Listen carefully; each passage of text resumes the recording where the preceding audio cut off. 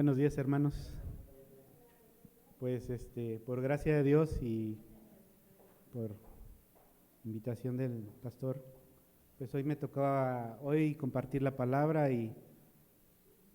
y créanme, como siempre, es una gran responsabilidad venir y exponer esa palabra y pedirle a Dios dirección y guía para orientar a nuestro pueblo. Estamos aquí para ser alimentados por su palabra.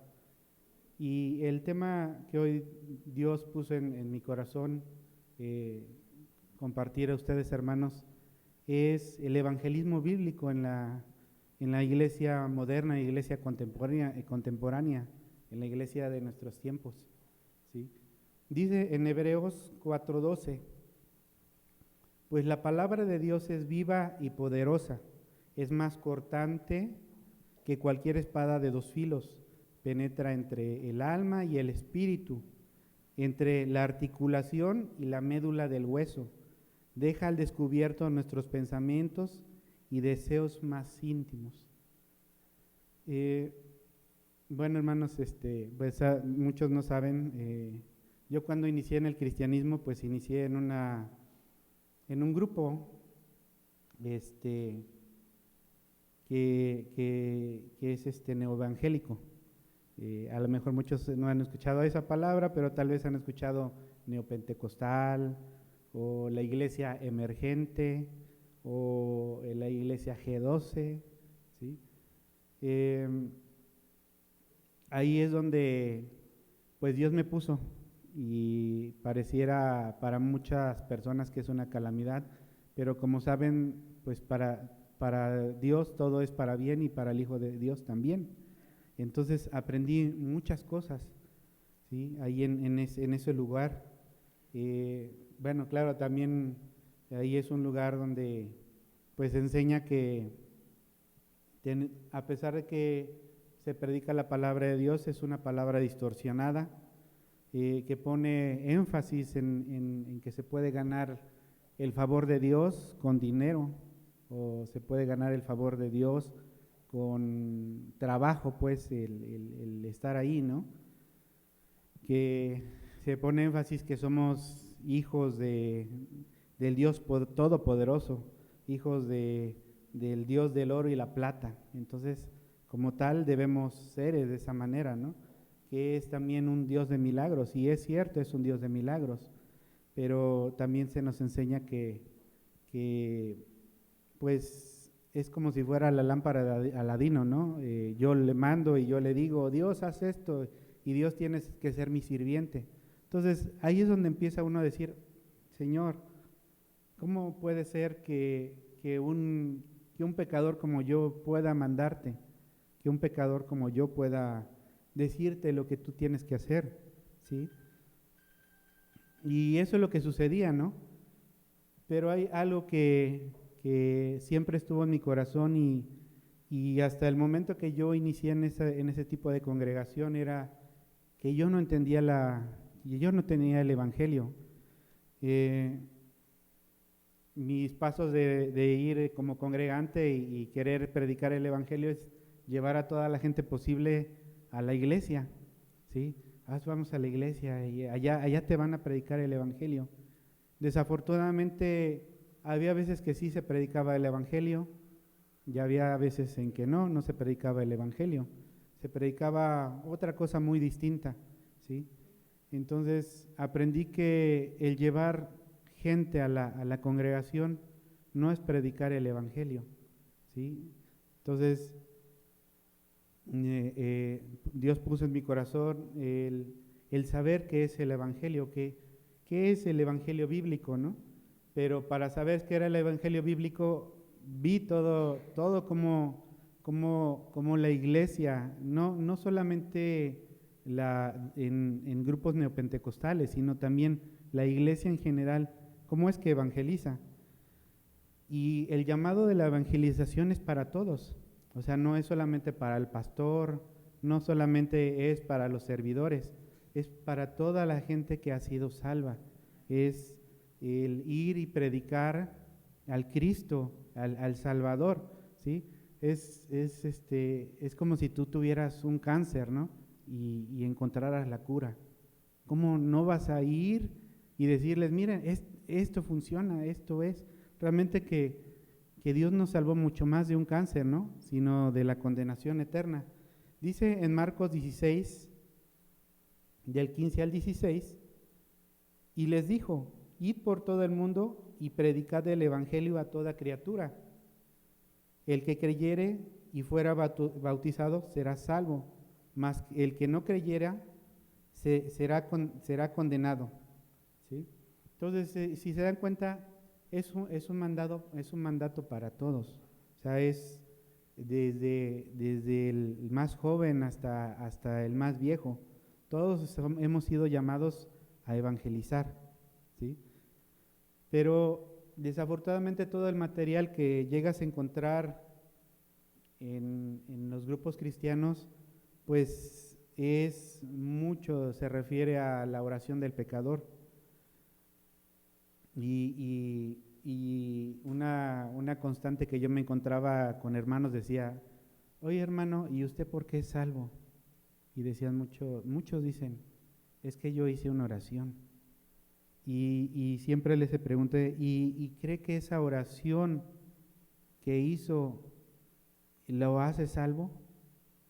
Y muchos dudaban. ¿Por qué hacía yo esta pregunta? Porque yo también me hice la misma pregunta. ¿Será cierto que hacer esto, que se ha vuelto como un rito, dará salvación a mi alma? ¿Pondré todo lo que soy y quién soy, esa mi fe en esa oración que yo hice para ser salvo? Y es más, hasta les preguntaba, ¿salvo de qué? ¿Sí? Porque a veces uno dice, pues eres salvo, pero ¿salvo de qué? ¿Sí? Entonces, son preguntas importantes, ¿sí? Entonces, el comprender el mensaje de Dios y la salvación a través de su Hijo Jesucristo es preparar la tierra. Es como la parábola que apenas el pastor nos compartía de la buena tierra, ¿no? También es el preparar esa tierra para que reciba esa semilla, ¿sí? La persona esté presta a oír el evangelio. Pero en este mundo las personas han sido llenas de mucha psicología, mucho positivismo.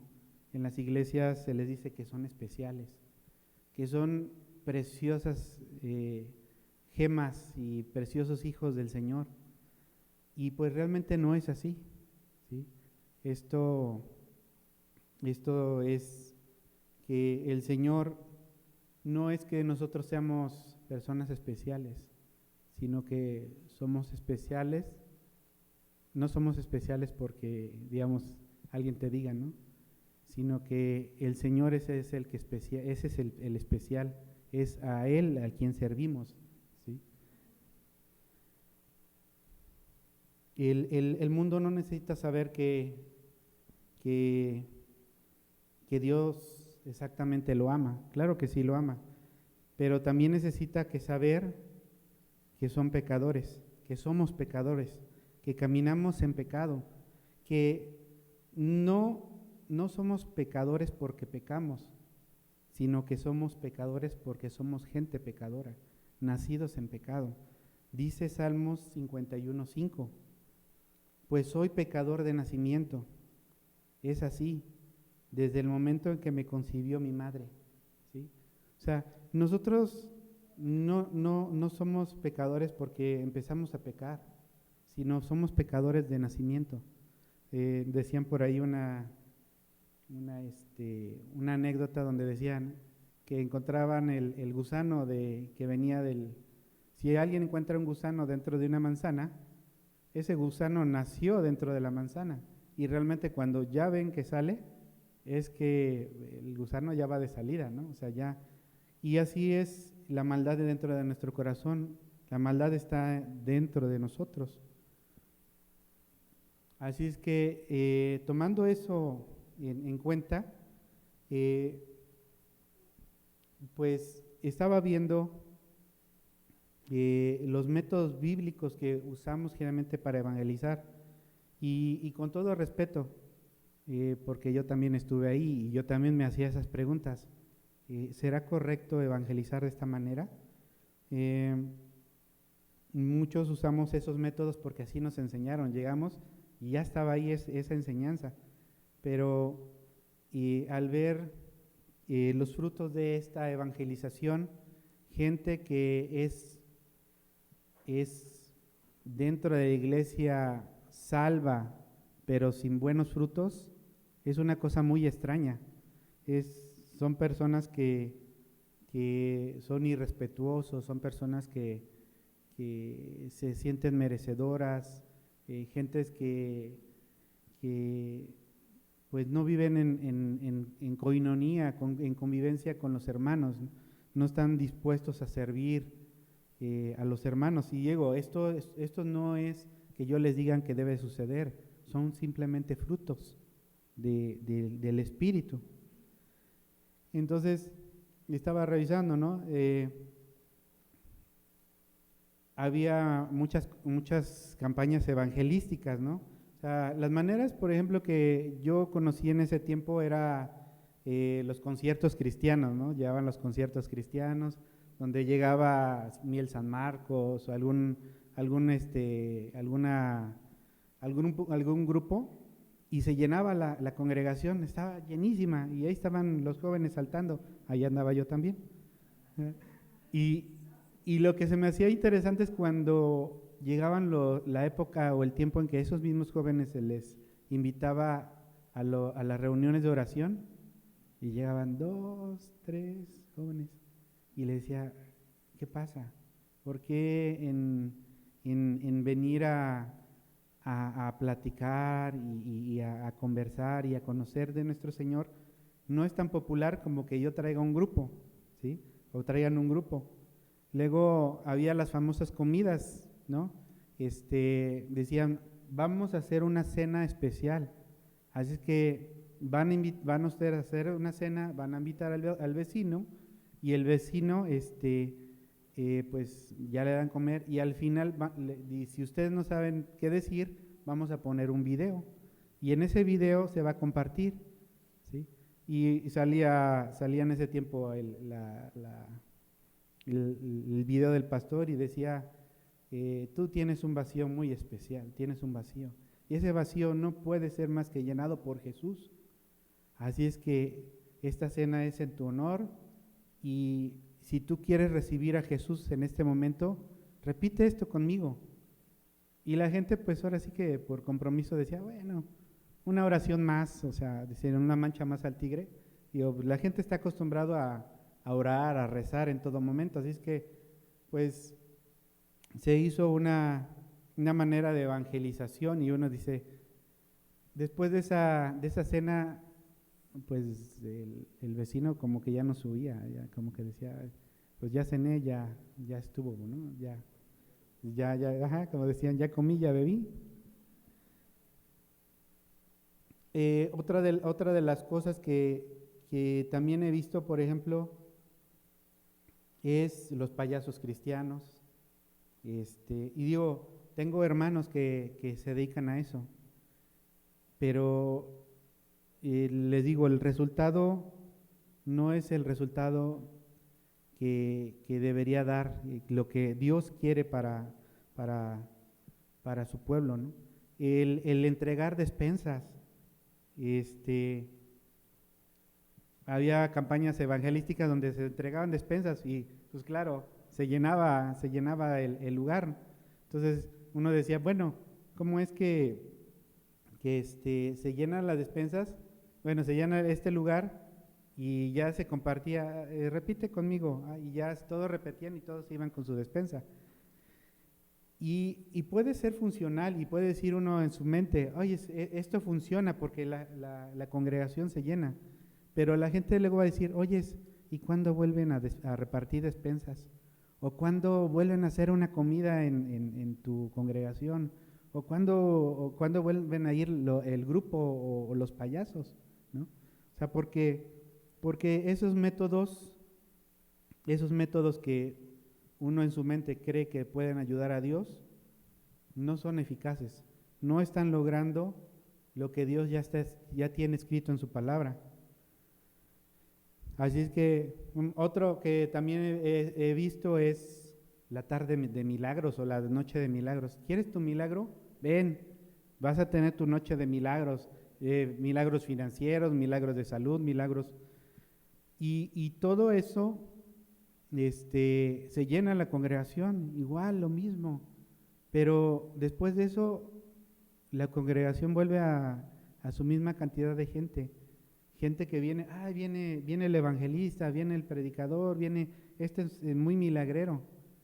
Hermanos, si la verdad estuviera ahí, como decía anteriormente, en la villa de la Virgen de Guadalupe también ocurren muchos milagros, ¿sí?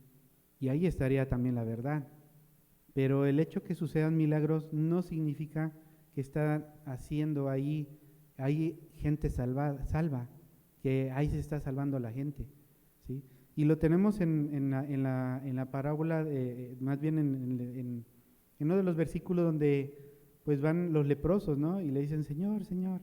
Bueno, ahorita no lo traigo escrito, pero vine en este momento. Y ellos deseaban esa sanación, y mientras los envió Jesús con los maestros de la ley, fueron sanados. Todos tuvieron su sanación, pero solamente el que reconoció a Cristo fue el que tuvo la salvación.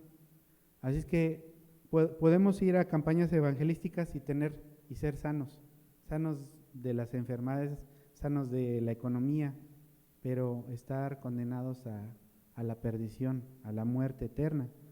Entonces, realmente es frustrante como cristiano ver esos resultados.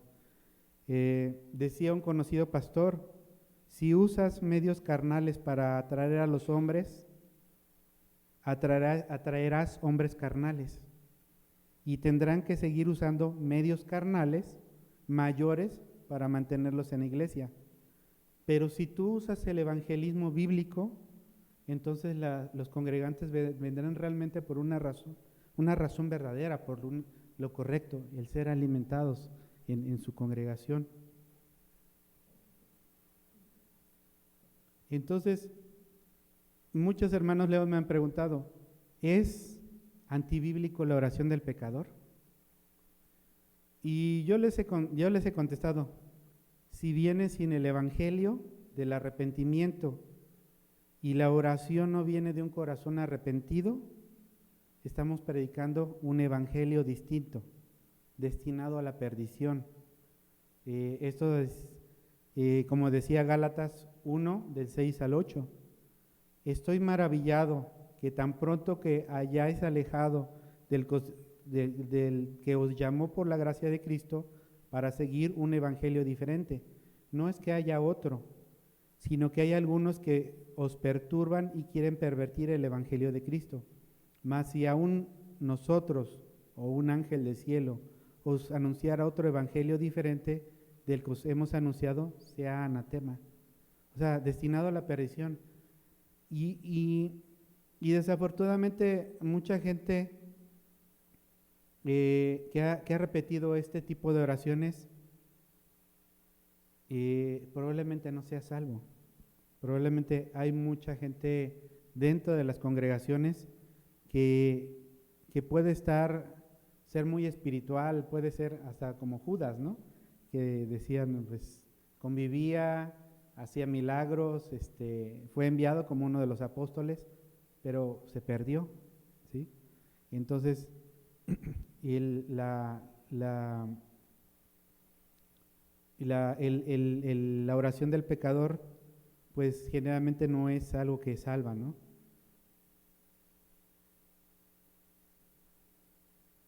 Vemos grandes cantidades de campañas evangelísticas que pues se predican unos 3, 4 versículos y se dice, ¿quieren aceptar a Cristo? Y pues ya hacen todo de la oración o bien y se juntan, ¿no? Entonces, me acuerdo también que hasta dentro de este grupo de congregaciones, a veces hasta hacíamos competencias, decíamos, ¿tú cuántos aceptaron a Cristo? No, pues yo 10, y el otro decía, no, yo 5, y hasta mi jefe repitió la oración, ¿no? Y incluso lo vemos en la practicidad, ¿no?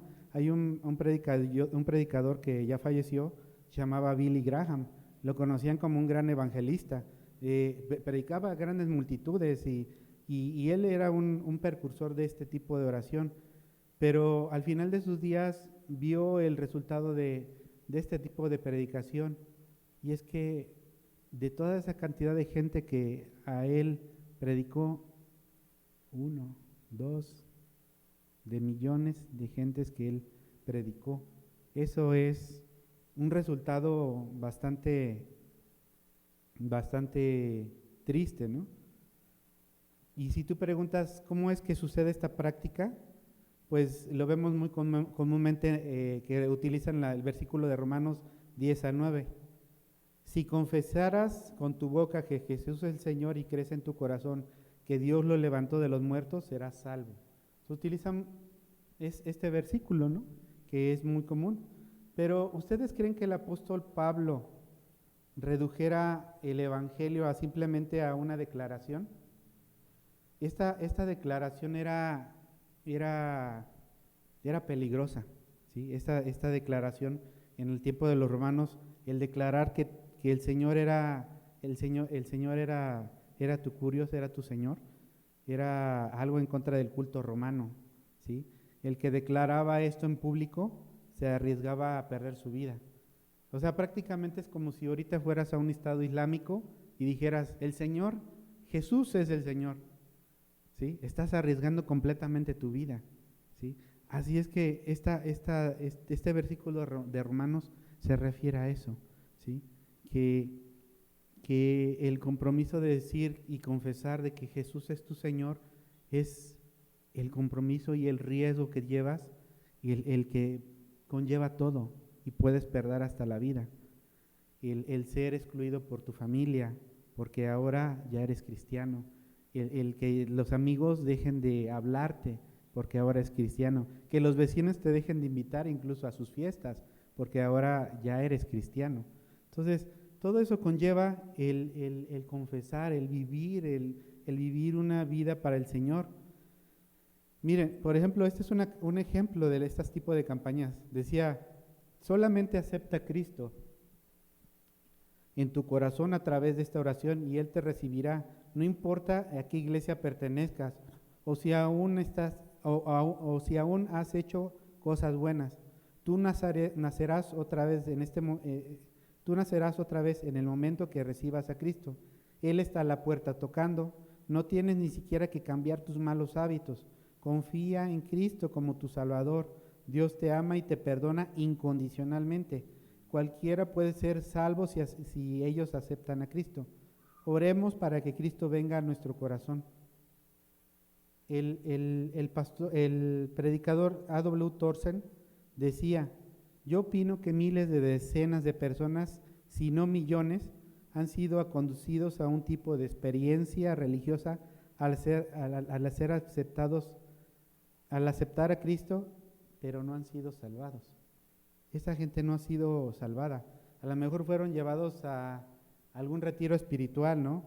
Donde hacen dinámicas, donde exaltan las emociones, donde lloras, donde te tiras y gritas y Señor y todo, pero cuando pasa esa emoción, las personas siguen igual. Y estas personas que siguen incluso dentro de estos mismos cultos, buscan, ¿qué sigue después de este encuentro, de este lanzamiento? Pues ahora vamos a ser líderes, vamos a ser por líderes, y ahora vamos a ir o sea, siempre buscando emociones y que esas dinámicas te exalten y que te sigan empujando para venir a la iglesia. Es más, algunos terminan siendo coach de estos de coach coercitivos, ¿no? De los que dicen que, ¿no has visto de la manita de 5 dedos? O hasta liberadores, ¿no? Pero estas personas probablemente no han sido tampoco salvas.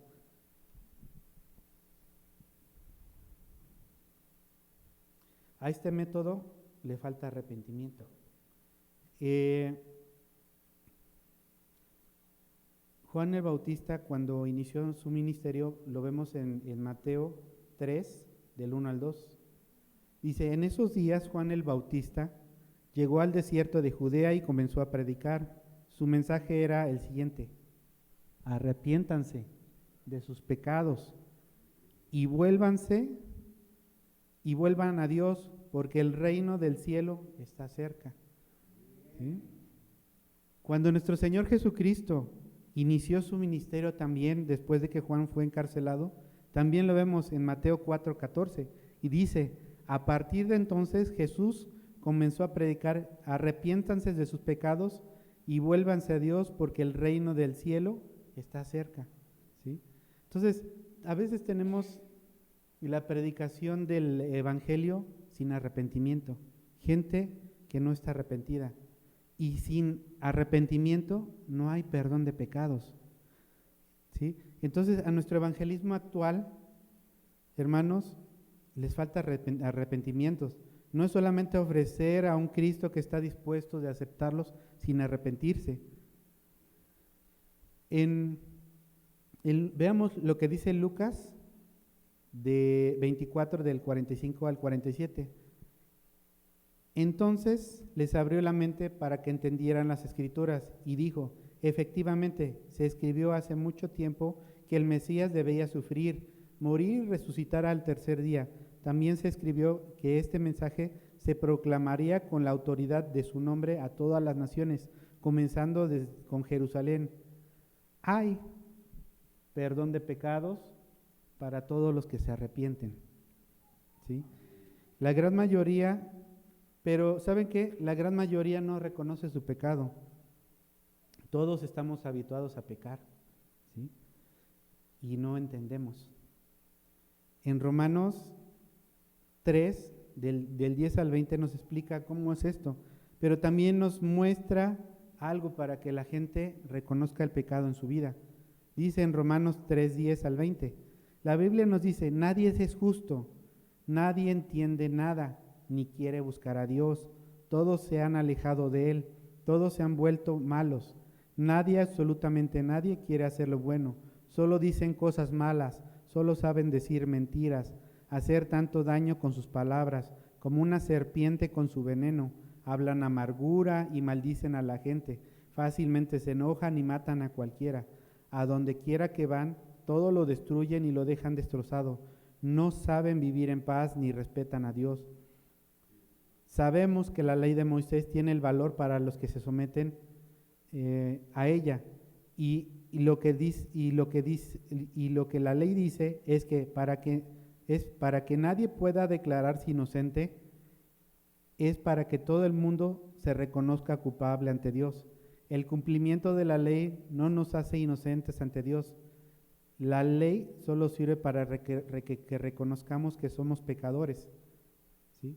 Entonces, en el método de Dios nos muestra que ese arrepentimiento para la gente que no reconoce su pecado está en la ley. De hecho, el apóstol Pablo continúa en Romanos 3:10, a través de su palabra, dice, en Romanos 7, del 7 al 14, ahora bien, ¿acaso sugiero que la ley de Dios es pecaminosa? De ninguna manera, pues de hecho fue la ley la que me mostró mi pecado. ¿Se dan cuenta? Ahí dice que la ley es la que me mostró mi pecado. Yo nunca hubiera sabido que codiciar es malo si la ley no dijera no codicies. Pero el pecado usó este mandamiento para despertar toda clase de deseos codiciosos dentro de mí.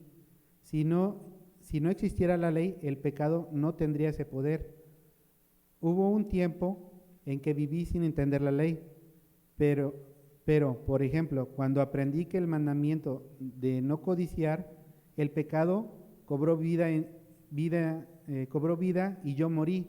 Entonces me di cuenta que los mandamientos de la ley, que supuestamente traen vida, trajeron en cambio muerte espiritual. El pecado se aprovechó de esos mandamientos y me engañó. Usó los mandamientos para matarme. Sin embargo, la ley en sí misma es santa y sus mandatos son santos, rectos y buenos. ¿Cómo puede ser? ¿Acaso la ley es buena?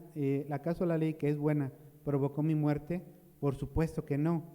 El pecado usó lo que era bueno a fin de lograr mi condena de muerte. Por eso podemos ver qué terrible es el pecado. Se vale de los buenos mandatos de Dios para lograr sus propios fines malvados. Por lo tanto, el problema no es la ley, porque la ley es buena y espiritual. El problema está en mí, porque soy demasiado humano, un esclavo del pecado. ¿Sí? Aquí nos muestra cómo es que a Pablo le mostró que él era pecador a través de la ley. ¿Sí? Y si se dan cuenta, yo dije, bueno, ¿y a dónde saco esto del evangelismo? ¿Cómo es que se evangelizaba, no? Y lo encontré en un versículo que a veces es muy común para nosotros, ¿no? Es el evangelismo bíblico nos lo mostró el propio Señor Jesús con la mujer samaritana. Mire, por ejemplo, vemos Juan 4 del 6 al 9. Él inició una conversación muy terrenal con esta mujer. Dice, estaba allí en el pozo de Jacob y Jesús, cansado por la larga caminata, se sentó junto al pozo cerca del mediodía. Poco después llegó una mujer samaritana a sacar agua y Jesús le dijo, por favor, dame un poco de agua para beber. Él estaba solo en ese momento porque sus discípulos habían ido a la aldea a comprar algo para comer. La mujer se sorprendió porque los judíos rechazan todo trato con los samaritanos. Entonces le dijo a Jesús, usted es judío y yo soy una mujer samaritana. ¿Por qué me pide agua para beber? ¿Sí? Aquí nuestro Señor Jesús inicia una conversación pues común, ¿sí? Pero luego vemos en Juan 4 del 10 al 14 que esta conversación común lo lleva a un plano espiritual. Jesús contestó, si tan solo supieras el regalo que Dios tiene para ti y con quién estás hablando, tú me pedirías a mí y yo te daría agua viva. Pero Señor, usted no tiene agua, no tiene ni una soga ni un balde, le dijo ella, y ese pozo es muy profundo. ¿De dónde va a sacar el agua viva? Además, ¿se cree usted superior a nuestro antepasado Jacob, quien nos dio este pozo? ¿Cómo puede usted ofrecer agua de la que disfrutaron él, sus hijos y sus animales? Jesús contestó, cualquiera que beba de esta agua pronto volverá a tener sed, pero todos los que beban del agua que yo doy no tendrán sed jamás. Esa agua se convertirá en un manantial que brota con frescura dentro de ellos y les dará vida eterna. Y después él continuó en el plan espiritual para mostrarle su pecado. Lo vemos en Juan 4 del 15 al 19. Por favor, Señor, le dijo la mujer, dame de esa agua, así que nunca más volveré a tener sed y no tendré que venir aquí a sacar agua. Jesús le dijo, ve y trae a tu esposo. No tengo esposo, respondió la mujer. Es cierto, dijo Jesús, no tienes esposo porque has tenido 5 esposos y ni siquiera estás casada con el hombre con el que ahora vives. Ciertamente dijiste la verdad, Señor, dijo la mujer. Seguro que usted es un profeta. ¿Sí? Y bueno, si continuamos con la lectura bíblica, pues vemos que esta mujer samaritana creyó y fue y les dijo a todos los del pueblo y todos los del pueblo escucharon y ese pueblo creyó en el Mesías, ¿sí? Ese es un ejemplo de evangelismo bíblico, ¿no? A veces uno dice, ¿cómo voy a ir a decirle a alguien que se arrepienta? Nuestro Señor Jesús lo mostró con una simple plática común que la volvió espiritual, ¿sí? Y uno luego se preguntara, pero pues, ¿cómo es esto del evangelio, no? Yo siempre he puesto que un evangelio muy concentrado y muy pequeño es el ladrón en la cruz, ¿sí? Es un resumen del evangelio. Por ejemplo, digo, no es el único, pero, por ejemplo, dice en Lucas 23, del 32 al 33, llevaron a otros dos, ambos criminales, para ser ejecutados con Jesús. Cuando llegaron al lugar llamado La Calavera, lo clavaron en la cruz y a los criminales también, uno a su derecha y otro a su izquierda. En Lucas 23, 39, del 39 al 43 dice, y uno de los criminales colgados junto a él se burló. Así que, así que eres el Mesías, demuéstralo, sálvate a ti mismo y a nosotros también. Pero el otro criminal protestó, ¿ni siquiera temes a Dios ahora que estás condenado a la muerte? Es una persona que estaba reconociendo su pecado y estaba aplicando el evangelismo bíblico, porque sin arrepentimiento no hay perdón de pecados. Nosotros merecemos morir por nuestros crímenes, pero este hombre no ha hecho nada malo. Y luego vino el creer. Dijo, Jesús, acuérdate de mí cuando vengas en tu reino. Y él obtuvo inmediata respuesta. Te aseguro que hoy estarás conmigo en el paraíso. Perdón, ¿eh? Así es que, o sea, está tan pequeño, tan concentrado, que uno puede decir, wow, Señor, ¿cómo es que ese momento en la cruz, en unos simples versículos, salvaste a un pecador, alguien que iba directo al infierno, al lago de fuego? Así es como el evangelismo bíblico, la manera de Dios, la manera de Jesús, es como nos enseña realmente a cómo evangelizar, ¿sí? Llevando a la gente a la convicción de pecados, preguntándole a esa gente si se cree buena persona, si creen que irán al cielo, y preguntándoles ¿o qué se requiere para ir al cielo? ¿Han guardado los mandamientos? ¿Sí? Hay una serie muy buena por lo menos del pastor Consejo, que son los 10 mandamientos, y podemos escucharlos, tal vez uno para escudriñar nuestro corazón, para que reconozcamos nuestros pecados en nuestra vida, porque a veces, como digo, y dice la palabra, somos ciegos al pecado, somos inmunes, tenemos un callo que no podemos ver ni sentir. Y eso, ese estudio bíblico nos muestra los 10 mandamientos. Es un tema bastante largo, pero nos deja muy buena escudriño de la palabra y nos deja expuesto a lo que realmente somos ante Dios. Recordemos un resumen de los 10 mandamientos. Dice, por ejemplo, no tendrás dioses ajenos delante de mí. O sea, Dios debe ser el número único y único en tu vida. No te harás ídolos, o sea, solamente inclínate a Dios. No uses el nombre de Dios en vano, ¿sí? O sea, no deshonres a Dios con tus labios. Hay veces que utilizamos la palabra de Dios hasta para sustitución de una maldición, ¿sí? No recuerda santificar el día del Señor, no descuide las cosas de Dios, ¿sí? Aquello que es importante para Él. Honra a tu padre y a tu madre en el 5.º mandamiento. No matarás, no cometerás adulterio, no robarás, no mentirás, no codiciarás, ¿sí? Pensemos claramente cómo compartir el evangelio con esto, mostrando la ley, ¿sí?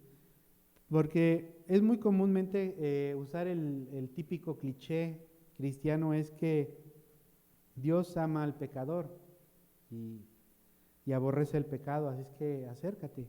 Pero realmente Dios no castiga al pecado, castiga al pecador, ¿sí? Es más, Dios no simplemente odia al pecado, sino también al pecador, ¿sí? Por eso decía que es un cliché que no es cierto.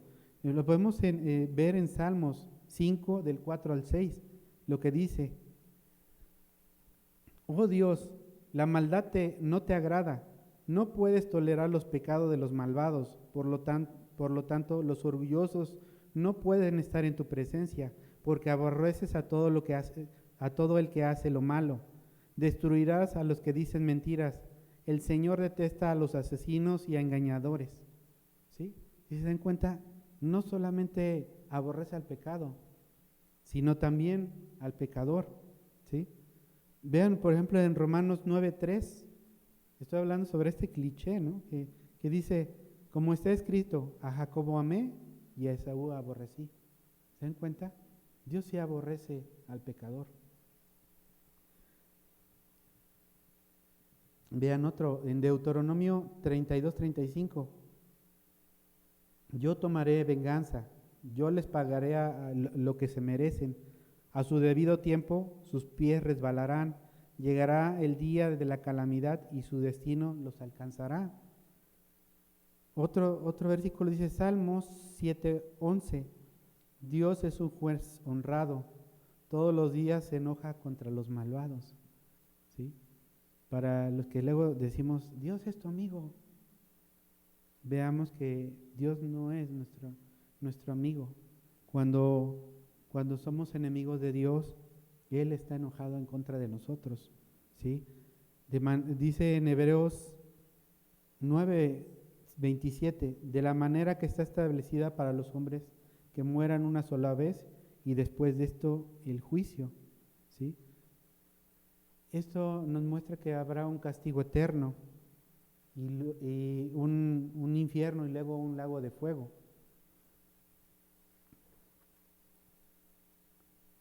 ¿Cómo es ese lugar? Dice Marcos 9:48, donde los gusanos nunca mueren y el fuego nunca se apaga. Apocalipsis 2:8 dice, pero los cobardes, los incrédulos, los corruptos, los asesinos, los que cometen inmoralidades sexuales, los que practican la brujería, los que rinden cultos a ídolos y todos los mentirosos tendrán su destino en el lago de fuego que arde con azufre. Esta es la segunda muerte. También en Mateo 13:41 dice, el Hijo del Hombre enviará a sus ángeles y ellos quitarán del reino todo lo que produzca pecado y todos aquellos que hagan lo malo, y los ángeles arrojarán al horno ardiente, donde habrá llanto y rechinar de dientes. Otro dice Marcos 9:43, si tu mano te hace pecar, córtatelo. Es preferible entrar a una vida eterna con una sola mano que en el fuego inextinguible del infierno con las dos manos. Otra dice Mateo 25:41, luego el rey se dirigirá a los de la izquierda y dirá, fuera de aquí ustedes malditos, al fuego eterno preparado para el diablo y sus demonios. ¿Sí? Vemos la condenación de la mayoría de la gente que está incluso dentro de la iglesia, que ha hecho una fe, que ha hecho una oración, que no se ha arrepentido de sus pecados, ¿sí? Y desafortunadamente tenemos ¿cómo diría? La idea que quien estará ahí en ese infierno será Satanás, el diablo o los ángeles caídos, quienes estarán atormentando al pecador, pero no es cierto. ¿Saben quién estará ahí? ¿Se imaginan? ¿Qué dice Salmos 38:9? Si subiera a los cielos, allí estás tú. Y si en el Seol hiciera mi estrado, he ahí, y allí tú estás. ¿Sí? En Mateo 10:28 dice, no temáis al que mata el cuerpo, mas el alma no puede matar, mas temed más bien aquel que puede destruir el alma y el cuerpo en el infierno. ¿Se dan cuenta? No son demonios los que están ahí, no es Satanás, es el propio Cristo, es el propio Señor que estará ahí para mostrarte su ira, para mostrar, digamos, que tú no estarás separado de Dios, estarás separado en ese lugar de su amor, ¿sí? Y estarás frente a su ira. Él estará en ese lugar. Dice Apocalipsis 14:10. Él también beberá el vino de la ira de Dios, que ha sido vaciado en el cáliz de su ira, y será atormentado con fuego y azufre delante de los santos y del Cordero. O sea, también vemos que pues Satanás también estará en ese lugar, también atormentado por la ira de Dios, ¿sí? Por eso es importante el mensaje del Evangelio, es por eso importante a la manera de Dios predicar el Evangelio. Por eso dice en Primera de Juan 1:5, este es el mensaje que hemos oído de él y os anunciamos. Dios es luz y no hay ninguna tinieblas en él, ¿sí? Por lo tanto, dice en Salmos 5 al 6, por lo tanto, los orgullosos no pueden estar en tu presencia, porque aborreces a todos los que hacen lo malo. Destruirán a los que dicen mentiras. El Señor detesta a los asesinos y engañadores. Cierto que habrá gente que diga, el Señor conoce mi corazón y sabe lo que hay dentro de él. Pero el Señor también ha contestado en su propia palabra en Jeremías 17:9. Engañoso es el corazón más que todas las cosas y perverso. ¿Quién lo conocerá? ¿Sí? Entonces, hermanos, debemos de infligir miedo al pecador. ¿Debemos tener miedo para aceptar el Evangelio? No, claro que no, porque es una realidad que sin Cristo estamos destinados a eso. Y esa realidad es la que debemos llevar a la gente. La gente no sabe que sin Dios, sin Cristo, sin arrepentimiento, va directo a una condenación eterna.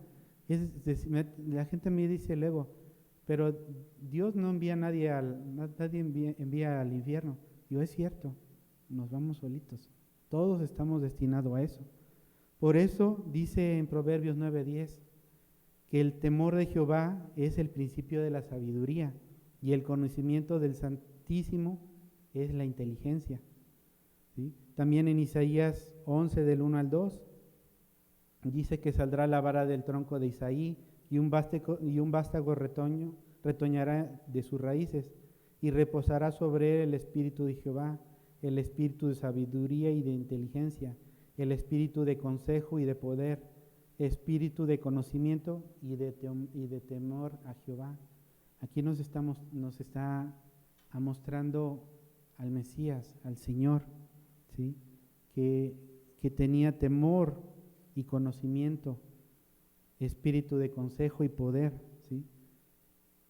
Esto se refiere a tener reverencia, respeto y asombro. No, Dios no es mi amigo, Dios es mi enemigo. Pero dice que en el amor no hay temor. Eso lo dice Primera de Juan 4:18. En el amor no hay temor, sino que en el perfecto amor echa fuera el temor, porque el temor lleva en sí castigo, de donde el que teme no ha sido perfeccionado en el amor. Nosotros le amamos a Él porque Él nos amó primero, ¿sí? ¿Cómo puede ser un Dios ser benevolente con el pecador que merece la muerte? Solamente a través del arrepentimiento y creer lo que Dios hizo en Cristo Jesús, que puede justificar nuestros pecados. Por eso dice en Romanos 5 del 6 al 8, porque Cristo, cuando aún éramos débiles, a su tiempo murió por los impíos.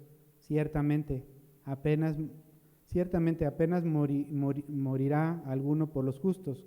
Con todo, pudiera ser que alguno osara morir por el bueno, mas Dios muestra su amor para con nosotros, que aun siendo pecadores, Cristo murió por nosotros. Dios hizo caer en la cruz aquel que no tenía pecado, porque sin derramamiento de sangre no hay justificación de pecados. Eso lo dice Hebreos 9:22. De hecho, según la ley de Moisés, casi todo se purificaba con sangre, porque sin derramamiento de sangre no hay perdón de pecados. Por eso dice en Romanos 3:23, por cuanto todos pecados, todos están destituidos de la gloria de Dios, siendo justificados gratuitamente por su gracia mediante la redención en Cristo Jesús. ¿Sí? Eso es que vemos que nuestro Señor Jesús bebió la ira de Dios sobre él. ¿Sí? Esto lo muestro en el versículo de Marcos 14, 33, 36. Dice que, y tomó consigo a Pedro, a Jacobo y a Juan. Son los mismos discípulos que estuvieron con él en la transfiguración. Y comenzó a entristecerse y angustiarse, y les dijo: mi alma está muy triste hasta la muerte. Quedaos aquí y velad. Yendo un poco adelante, se postró en tierra y oró para que fuera posible pasase de él aquella hora, y decía: Abba, Padre, todas las cosas son posibles para ti. Aparta de mí esta copa, mas no lo que yo quiero, sino lo que tú. ¿Sí? Cristo bebió esa copa de ira que todo beberá si no es justificado por Dios. Por eso es que nuestro Señor en la cruz dijo en Juan 19:30, cuando Jesús había tomado vinagre, dijo: consumado es, pagado está. Y habiendo inclinado la cabeza, entregó el Espíritu. Así es que, hermanos, prediquemos este evangelio, porque ahora Él manda a todos que nos arrepintamos. En Hechos 20:21 dice: he tenido un solo mensaje para los judíos y los griegos por igual, la necesidad de arrepentirse del pecado, de volverse a Dios y tener fe en nuestro Señor Jesucristo. Ese es el mensaje, no hay otro mensaje, es para todos, tanto para el niño como para el adulto, tanto para el testigo de Jehová como para el mormón, tanto para el católico como para el cristiano que no ha sido convertido. El mismo mensaje el mensaje no cambia, es el mismo. Por eso para el mundo es locura, porque uno quiere ayudar a Dios a su manera, pero el método de Dios es más efectivo. El método de Dios trae salvación y cambio, como decía al principio en el versículo de Hebreos 4:12, pues la palabra de Dios es viva y poderosa, más cortante que cualquier espada de 2 filos, penetra el alma, el espíritu, entre la articulación y la médula del hueso, deja descubiertos nuestros pensamientos y deseos más íntimos. Así es la palabra sin adulterar, así es la palabra sin querer ayudar a Dios con nuestros métodos, sin querer ayudar a Dios con una oración del pecador. Sabemos que podemos ayudar con despensas, sabemos que podemos tal vez guiar a alguien, un corazón arrepentido, a decirle a Dios: Señor, me arrepiento de mis pecados y confío en ti. Podemos ayudarlo, claro que sí, pero no sin el evangelio bíblico.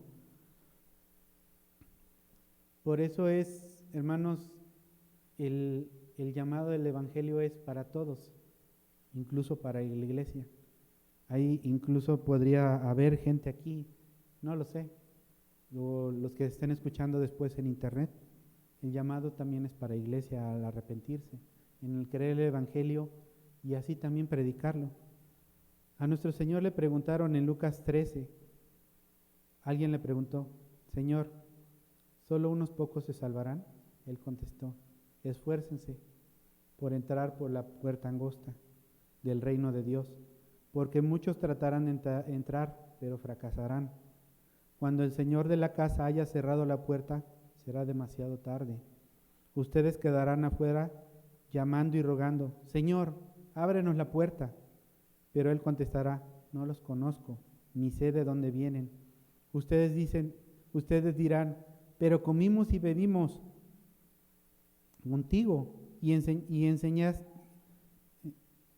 y comimos contigo y enseñaste en nuestras calles. Y él responderá: les digo que no sé quiénes son ni de dónde vienen. Aléjense de mí, todos ustedes que hacen la maldad. Habrá llanto y rechinar de dientes. Llanto y rechinar de dientes, porque incluso los que estamos aquí adentro dirán: ¿cómo a mí, Señor? ¿Cómo a mí, que era el que servía? ¿Cómo a mí, que era el que no faltaba un domingo o un sábado? No sé, el día que algunos hermanos se congreguen. ¿Cómo a mí, que fue el que puso las mesas, las sillas? ¿Cómo a mí, si era el que salía a evangelizar, o el que cantaba, o el que predicaba? ¿Cómo a mí? Porque a mí, Señor. ¿Sí?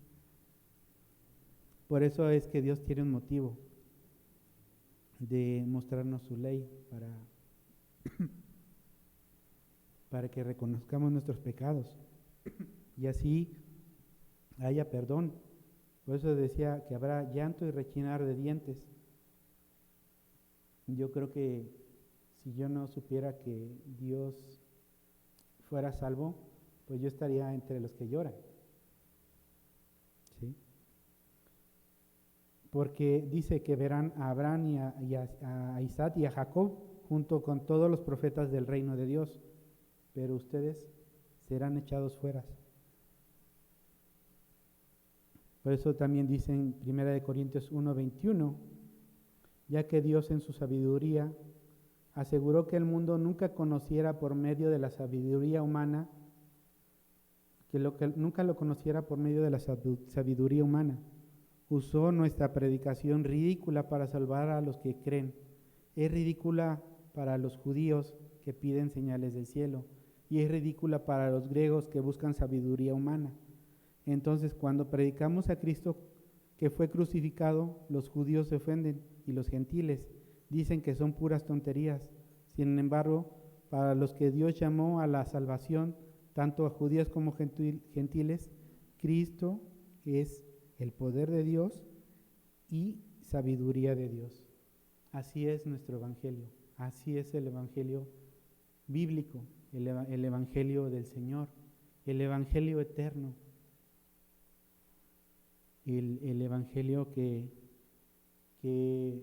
pues les puedo decir, salvó a un pecador.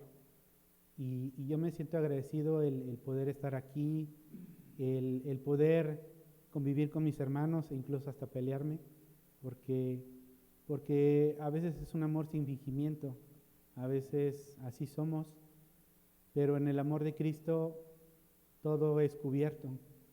Y la verdad es que no me pesa a veces levantarme y hacer las cosas que Dios me ha mandado, como la honra a mis padres, el respetar sus leyes, ¿sí? Porque ese evangelio fue el que recibí. En un momento yo nunca entendía el evangelio, en un momento nunca supe qué era ese llamado que hace convertirse al borracho, adúltero, pecador, fornicario, en una persona que vive agradecida con Dios, que da gracias por la vida, que da gracias por las enfermedades, que da gracias por la vida de sus hermanos, de sus hijos, de los pastores, de toda nuestra hermosa congregación. Por eso le decía, es un privilegio estar aquí, y para todos los que son nacidos nuevos, es un privilegio el venir a cantar junto con todos nosotros y ustedes, el venir a escuchar esta palabra es un privilegio, ¿sí? Que ninguno más puede tener.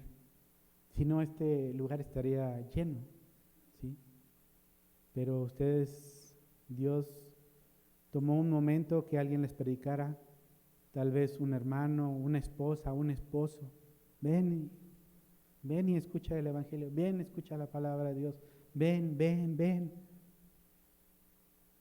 Pero consídense que Dios los tiene en su mente y no quiere que nadie perezca. Entonces, pues este es el evangelismo bíblico, el evangelismo que debemos predicar a la manera de Dios.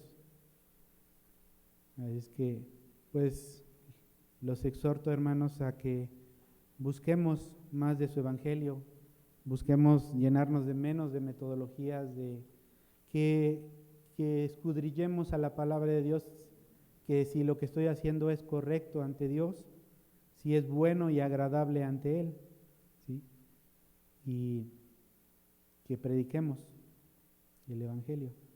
Miren, hermanos, la salvación es para todos. Y no hay pero les aseguro que Dios tiene galardones para aquellos que salen a predicar, para aquellos que en tiempo y fuera de tiempo predicarán. Puede ser que algunos de nosotros nos vayamos y tengamos muchos pendientes de nuestras familias y nuestras actividades, y aún así no importa, va a ser salvo, porque se ha arrepentido, ha creído en el Señor.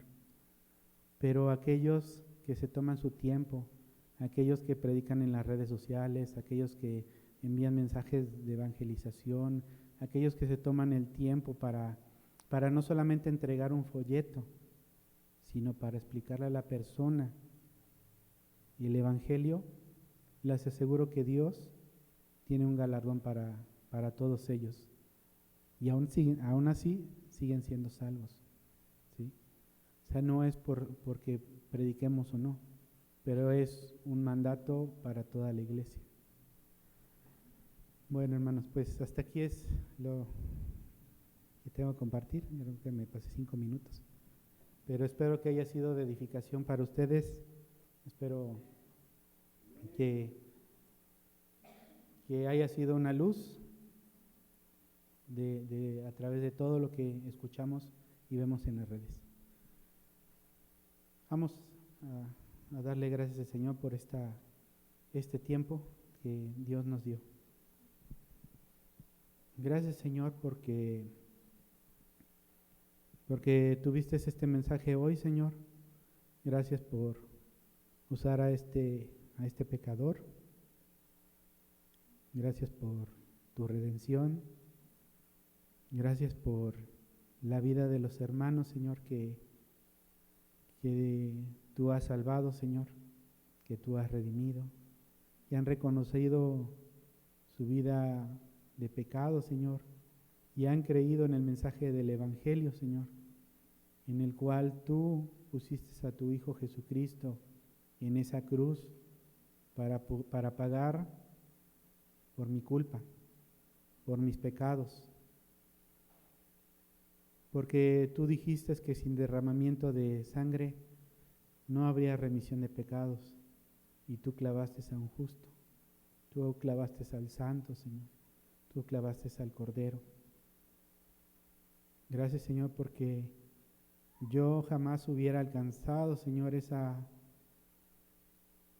pago, pero sin embargo tú lo proveíste desde el principio, Señor. En tus planes estaba todo eso, Señor. En tus planes estaba también, Señor, el ser quebrantado, Señor. En tus planes estaba en conocer tu ley, Señor, para saber que hemos pecado, Señor, en contra de ti, Señor. Y creer en tu palabra, Señor, y estar aquí es algo que no se puede llegar con conocimiento, con una profesión, con un esfuerzo, con dinero. Gracias porque en la locura de la predicación, Señor, has sido bueno para mostrarnos el Evangelio. Te pido también, Señor, por todos aquellos que han de creer este mensaje, Señor, para que tú los vuelvas de las tinieblas a luz, a tu luz admirable, Señor, porque tú eres digno, tú eres santo, Señor, y sabemos que tú no eres amigo del pecador, pero que a través de Cristo Jesús nos has vuelto, Señor, merecedores, Señor, del cielo, y que estaremos juntamente con Él, Señor, y donde esté Él, estaremos nosotros. Gracias por esa paz y esa tranquilidad tan increíble que puedes dar a nuestros corazones, Señor. Que no importa la situación de aflicción, Señor, o alegría, o cosas que puedan suceder en este mundo, sabemos que en un abrir y cerrar de ojos también estaremos en tu presencia y te veremos tal y como tú eres, Señor, en tu gloria, en tu esplendor, Señor, y no necesitaremos nada más. Te damos gracias, Señor, por este día, por tu palabra, por tu evangelio, por tu iglesia que has dejado aquí, Señor, que sabemos que no es perfecta, pero tú la santificas con tu palabra, Señor. Te damos gracias de todo esto, en el nombre de tu Hijo amado Jesús. Amén.